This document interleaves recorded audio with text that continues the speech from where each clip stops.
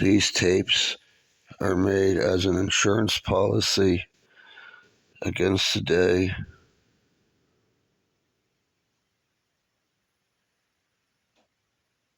I disappear or am killed. 3 of my friends have died. I'll tell you the story. Just not easy to tell. It is 2015.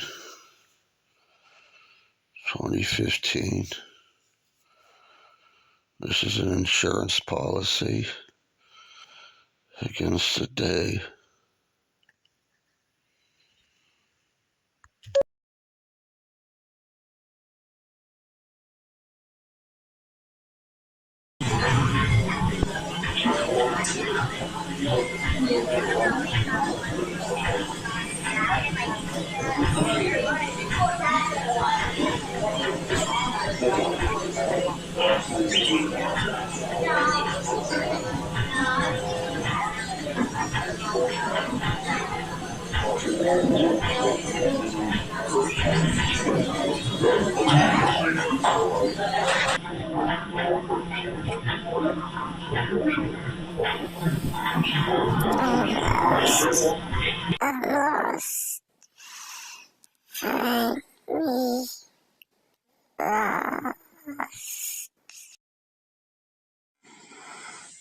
They made me. Please, they made me. They made me. They made me. Didn't want to.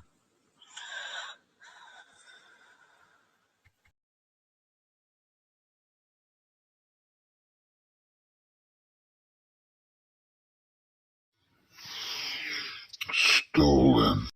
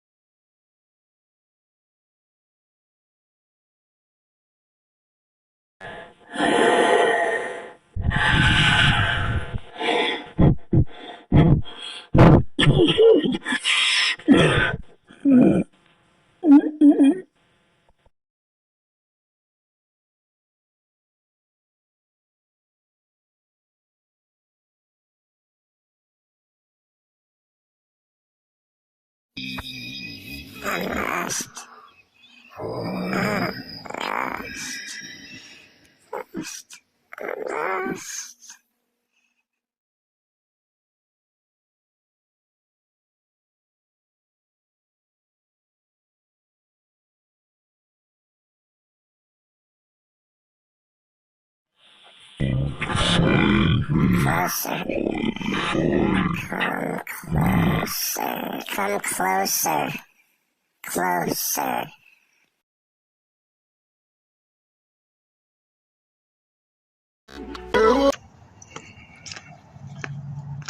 I'm leaving the house now. Yeah. Ghost hunting, I guess. Yep. No. Let me get in the car. I'll tell you about it in a minute.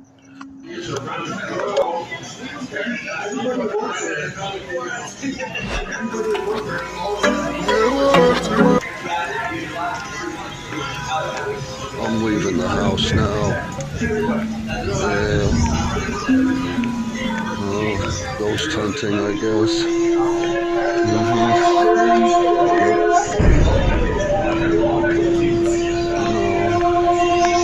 Let me get in the car. I'll tell you about it in a minute.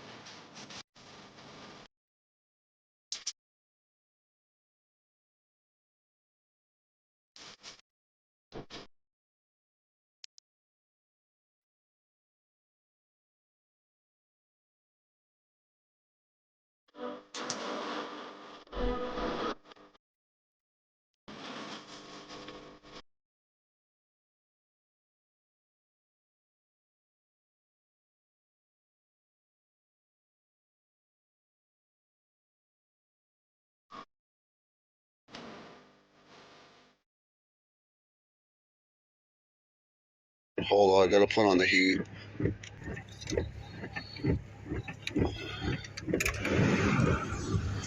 It's a little foggy out this morning. I'm headed to Walmart right now. Gotta buy some batteries for my glucose meter. Yeah, sugar's a ticking time bomb. Right. Okay, I'll talk to you later. Bye.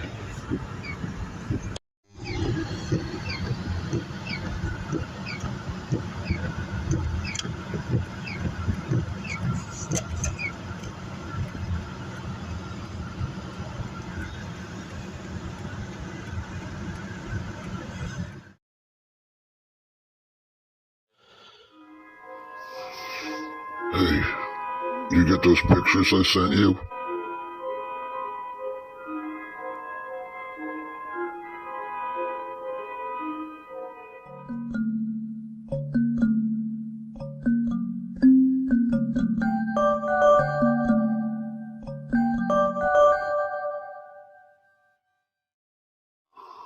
Yeah, it's a real thing. They're ghosts. Yep, yep, that's it. Yeah, look at them again. The reason I sent them to you is because you know about this stuff. Yeah, I hooked up with someone Hey, did you get those videos I sent? Or not videos, but pictures? Yeah. Yeah, they were sent to me. Paranormal activity. Yeah. Real thing. They're the real thing. I just need to know what you think. I mean, I sent them to you because you kind of know about this stuff. Right. Yeah, look, get back to me. Me too.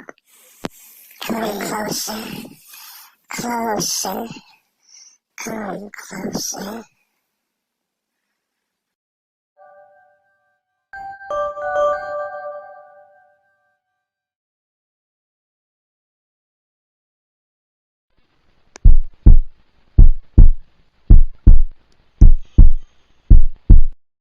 I met a genealogist online a few weeks ago. Right, and it's not a subject that I'm necessarily interested in. I don't care to know who your great great grandfather was or what your grandmother did, during the Depression. I don't know. It's just something I have never had an interest in. But this lady that I ran into on social media kind of has a different approach. She she works for private individuals, and she believes it's a way of finding out who we really are, where we really came from, and how to improve your life, I guess, through this.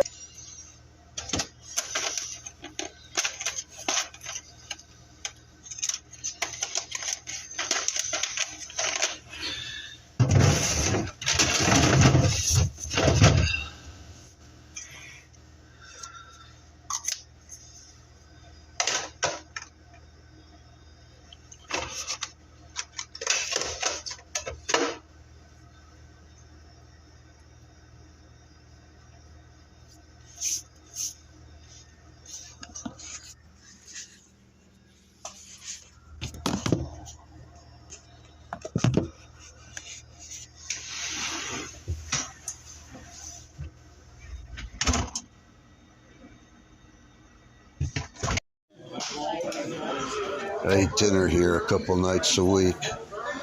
The place is pretty good. The crowd makes the music, and I make the words. I sit here and wonder, can people see the same images I do in the pictures that I make?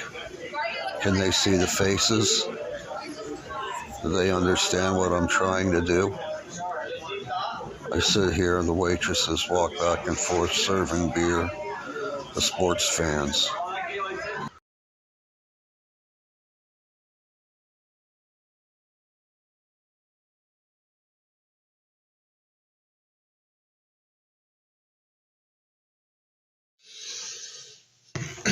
They tell me not to do this, but when you can't sleep, I'm constantly testing.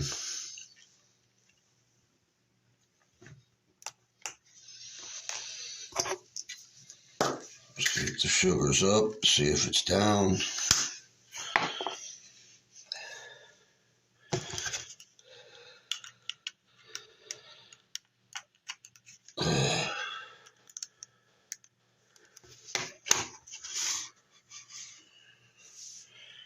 See where I'm at.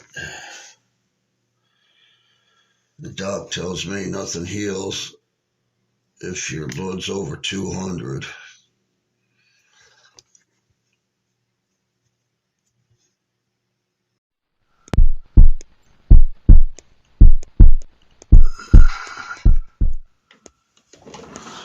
You're so close you can't even see the entire picture. Just these numbers that represent the amount of poisons coursing through your bloodstream. You try to hold it back. You give yourself shots and gag on apple cider vinegar. But still the numbers climb higher and higher until you're walking around like a zombie. They get too low and you go running for something sweet. Try and bring it back up. You don't know what the balance is. You just try to keep it low. Try to keep it from killing you. But your heart, you know your heart isn't going to take it for much longer. But you keep plugging away, trying to see the whole picture, wondering if your liver's going to hold out, and craving sweets and things you don't need, steak dinners, vegetables, all the good stuff. And still it climbs higher and higher. And through it all, you tell yourself, I'm not dead yet.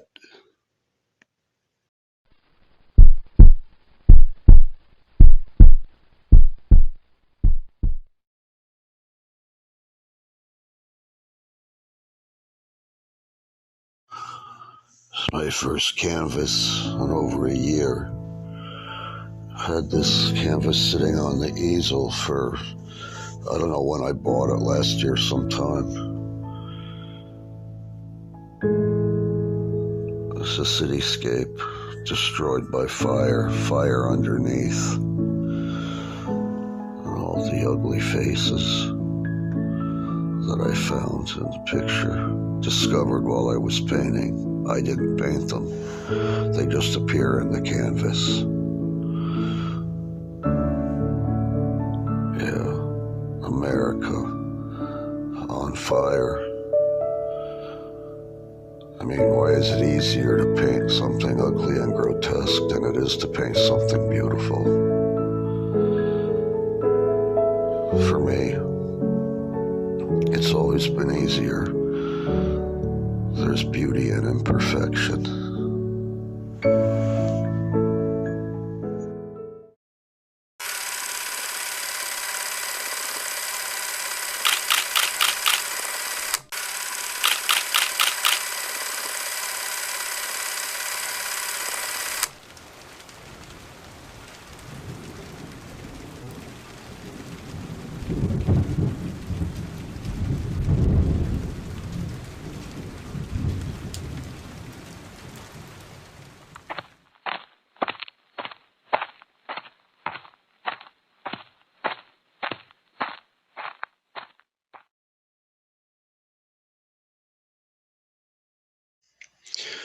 I live alone.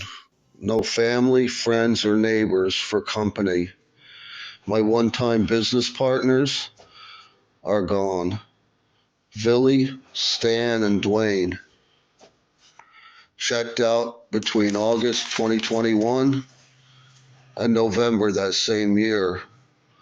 Only Dwayne was found in 15 feet of water under the Howard Franklin. In dreams, I see their rotting, decomposed faces, victims hastily buried, dead before their time. And for what? Chronic conditions and prescription drugs keep me alive, but wasted and fogged in. I should have more than this at my age, but I gave it up for what I thought was easy money. No such thing.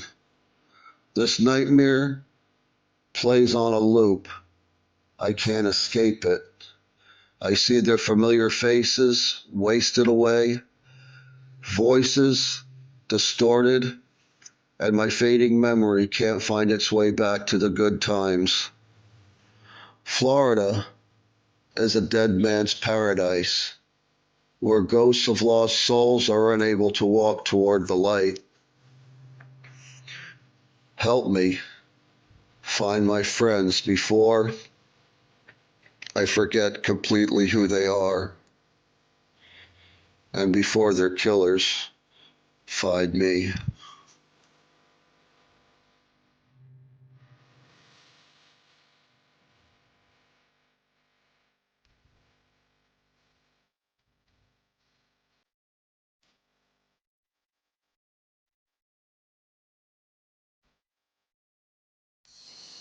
Come closer. Come closer. Come closer.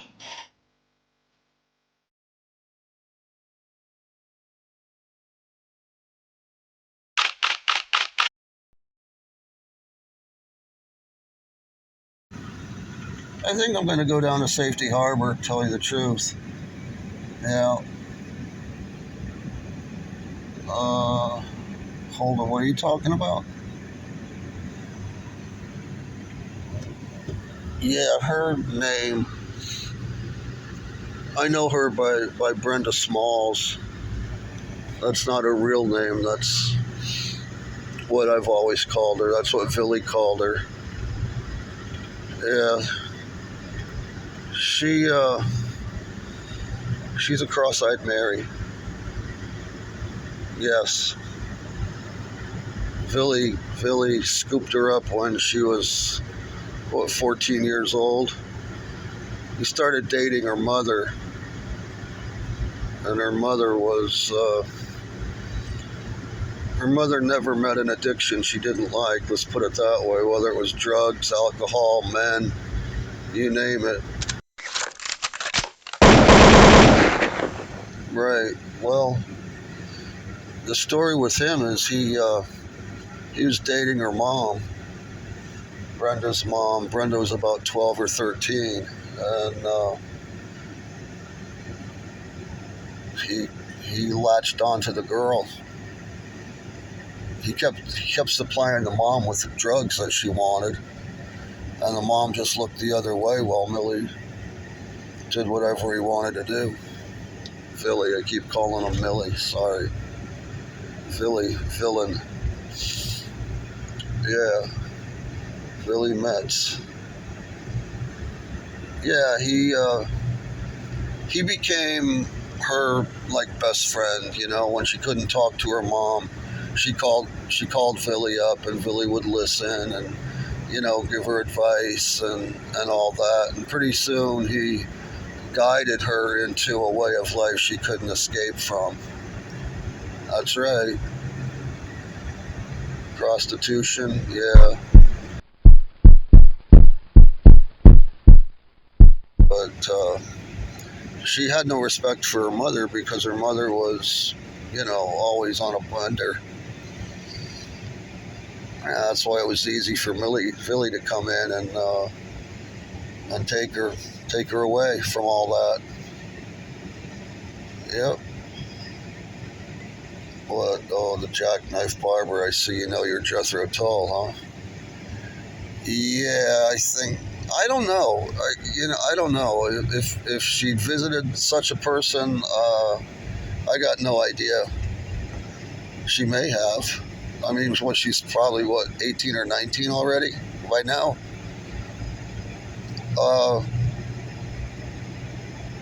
Yeah, what happened? Well, I'll tell you this much: the jackknife barber never dropped her off at school.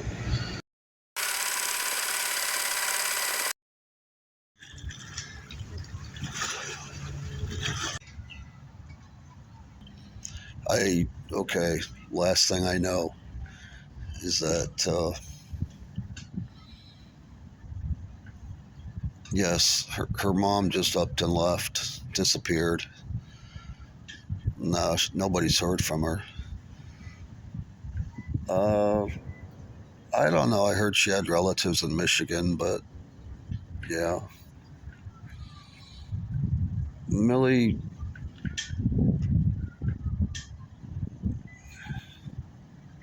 Villy fell on hard times, so He sold the girl. Yeah, people do that these days. Yep. Sold her to some hardcore pimp.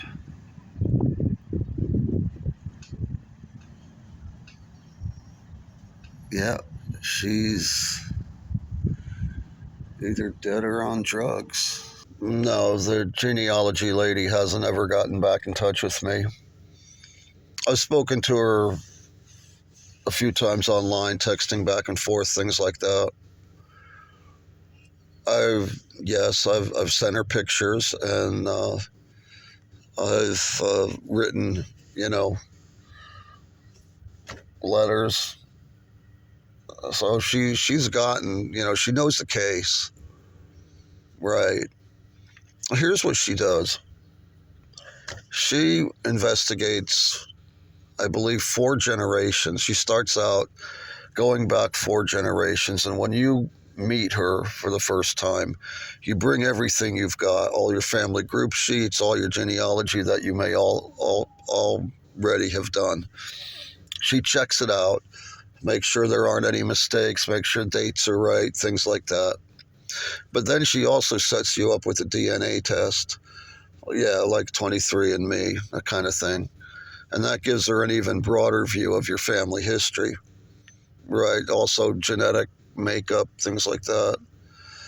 Right. And so then you've got two things. The last thing she does, and I've never heard of anybody doing this before, she investigates for paranormal activity. Right. Now,